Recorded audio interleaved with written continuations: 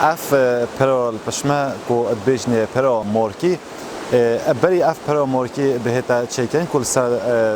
وقت عثمانی ها بون کل سردم عثمانی ها بود چیکن همچین بیجنه ودگریتن بود بری سال 1900 بری اف پرا بهتا چیکن پرا کادی ها بود بیجنه پرا محمد بگیساتی او جه هل سر ری مورکی ها بود چیکن الدورا ریکن الگندسی تی اف پر محمد بگیساتی جی بو مرام بازرگانی کنه و بو مرام هندشی بو کوپازه خل ویرا در باست یا بر برف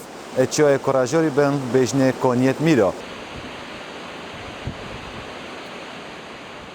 و که همی پردیت الکردستان دهاتینا درست کردن اب مرام هنده بون بو بازرگانی کنه بون بو هاتو چویا ات نوبرا گند بو گندا بن دبر بو دبر بن لما گرنگی که یلا که مازن ها بو قاف پر بهتا چیکن جبر کو ریبور مورکی ریبور که یلا که از ورز زبستان دازور بوج بیتن جبر بحث بوران کل دورا ما یلا سقای که دجوری های وقتی اف پر هات یا چیکن خلق دوره حتی امیدی و حتی گریدان شون توی وقتی دا قربانی هبون شون قربانیت خوب درستایی بکن و شون هدنوچون خوب صناحی تله بکن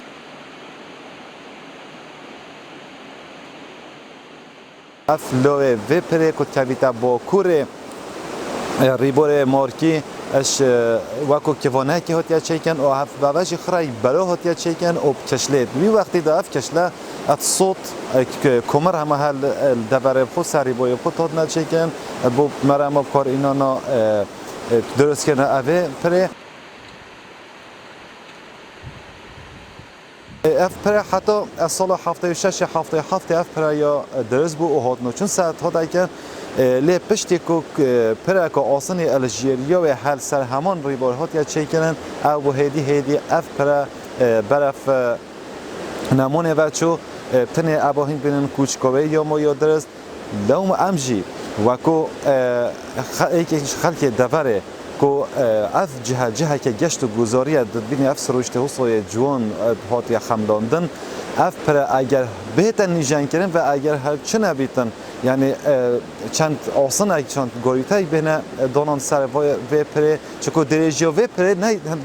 یالا کو درجه که همشین بجنه ده مسافه که زده لیچیدن درجه و پر 27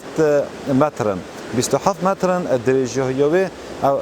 حکمت اتشتن خلوی بکتا خودان بو جهن گشت و گزارشی خلپته ده قصد وی ریبوری کتان وی جهه گشت و گزاری کتن